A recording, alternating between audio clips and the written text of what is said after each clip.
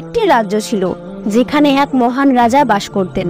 তিনি ছিলেন বিচক্ষণ, ধৈর্যশীল ও প্রজাদের প্রতি অত্যন্ত সদয়, কিন্তু তার মনে এক অদ্ভুত শূন্যতা ছিল।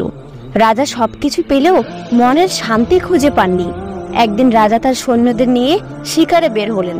হঠাৎ দূরের এক পাহাড়ের চূড়ায় ধোঁয়া দেখে তিনি সেখানে যাওয়ার সিদ্ধান্ত নিলেন। পাহাড়ের চূড়ায় পৌঁছে রাজা দেখলেন এক সাধু একাকী বসে আছেন। তার মুখে এক অদ্ভুত শান্তি, যেন পৃথিবীর সব দুঃখ বেদনা থেকে তিনি মুক্ত।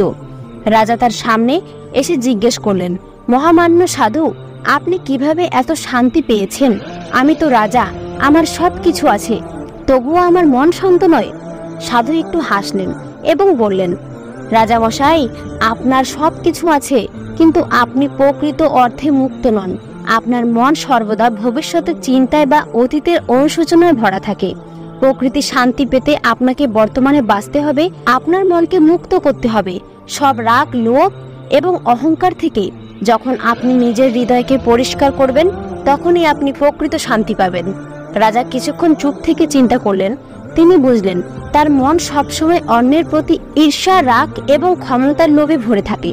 সাধুর কথায় তিনি অনুপ্রাণিত হলেন এবং প্রতিজ্ঞা করলেন তিনি এখন থেকে নিজের মনকে পরিষ্কার রাখার চেষ্টা করবেন। এরপর রাজা তার প্রাসাদে ফিরে গেলেন এবং সাধুর পরামর্শ অনুযায়ী জীবনযাপন শুরু করলেন। ধীরে ধীরে তিনি নিজেকে ক্ষমা, ভালোবাসা এবং পরোপকারের পথে চালিত করলেন। কিছুদিনের মধ্যে তার মন শান্তি পেল এবং তিনি প্রজাদের সেবা করতে শুরু করলেন আরো গভীরভাবে।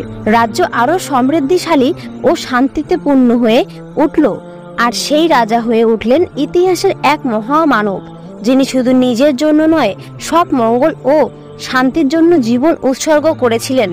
বন্ধুরা, এই গল্পটি আমাদের শেখায় যে আসল শান্তি বাইরে নয়, আমাদের অন্তরের গভীরে লুকিয়ে থাকে। সেটা খুঁজে পেতে হলে আমাদের অন্তরে পরিবর্তন আনতে হবে।